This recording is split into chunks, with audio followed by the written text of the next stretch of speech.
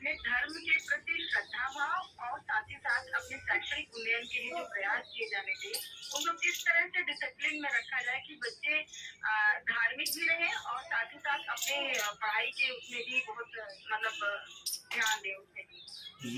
ये उस परिवार के गार्जियन की जिम्मेदारी है, उसके बच्चे के माँ बाप की जिम्मेदारी है कि जैसे वो बेटे को बार बार ये बात बताता है कि बेटा तुम ये करो, ये माने इंजीनियरिंग करो, एमबीबीएस करो, बीटेक करो, एमटेक करो, और उस पढ़ाई के लिए बार बार उसको अच्छी कोचिंग का इंतजाम करता है, अच्छी व्यवस्थाएं करता है ना।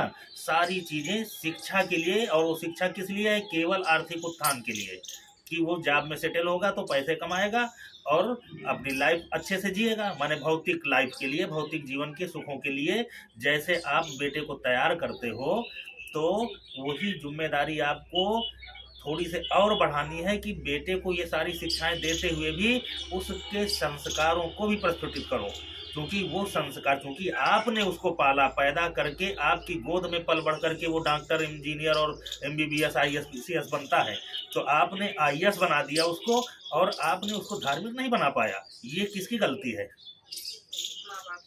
आईएएस बना दिया आपने, लेकिन आप उसको धार्मिक नहीं बना पाए, माँ बाप की गलती है। आपके भीतर वो जब बालक था, आपको तब से थोड़ा थोड़ा करके उसको अगर समझाते, तो धीरे धीरे करके ईश्वर के प्रति आसक्त हो जाता।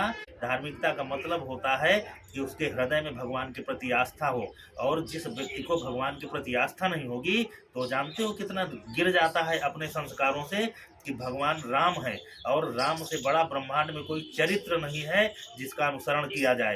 तो अधर्मी होने के बाद जिसका धर्म से लगाव नहीं है, तो उसका न तो राम का ज्ञान होगा, न कृष्ण का ज्ञान होगा, न लड़कियों में सीता का ज्ञान होगा, न सावित्री का ज्ञान होगा। वो किसका अनुसरण करेंगी? वो फिल्मी तारिकाओं का, फिल्मी नायिकाओं का, ये नाचने गाने वालों का अनुसरण करके आगे बढ़ेंगी।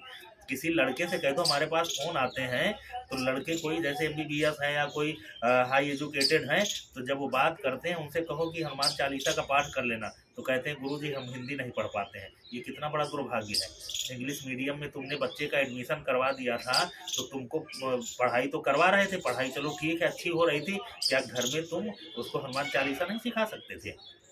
क्या तुम हिंदी पढ़ना नहीं सिखा सकते थे? कौन बताएगा? हैं? कौन इसकी सीख देगा? वहाँ तो शिक्षा आप खरीद रहे हो, और शिक्षा देने वाले जो शिक्षा आपने खरीदी वो देंगे। वहाँ थोड़ी आपको ये हनुमान चालीसा पढ़ाएंगे और रामचरितमानस पढ़ाएंगे, वेद गीता शास्त्र पढ़ाएंगे। ये आपकी जिम्मेदारी है। घर में पुस्तकें रखो, घर में किताबें रखो, और घर का माहौल आप ऐसा बनाओ कि 10 मिनट तो समय लोग दें ही दें भगवान के प्रति।